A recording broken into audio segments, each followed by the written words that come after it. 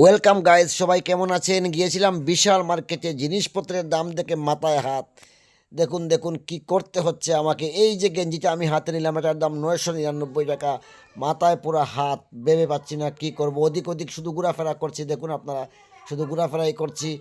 সাহায্য চাইছি আমার ছোটো ভাইয়ের, সাহায্য করছে না। বাপ রে বাপ, গরিব হলে রে বাবা মহলে যেতে নেই। এই যে দেখছেন, ওটা কিন্তু আমার নাতিনের জন্য কেনার ইচ্ছা ছিল, 900 টাকাটার দাম। কিনিনি, ছোটো হয়ে গেছে। ওটার দাম 550 টাকা। এই যে একটা গেঞ্জি, এটার দাম হলো কি 950 টাকা। এটা আমার মেয়ের জন্য চেয়েছিলাম। এই শক্সগুলো 250 টাকা করে। বাপ রে বাপ, এমন দাম! দেখুন, ধর্মনগরের বিশাল মার্কেটে কিন্তু আমাদের মতো লোকদের জন্য না রে বাবা।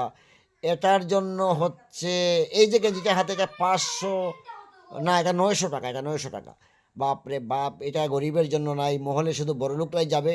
আমাদের জন্য ফুটপাতই যথেষ্ট। এই যে আমার ছেলের জন্য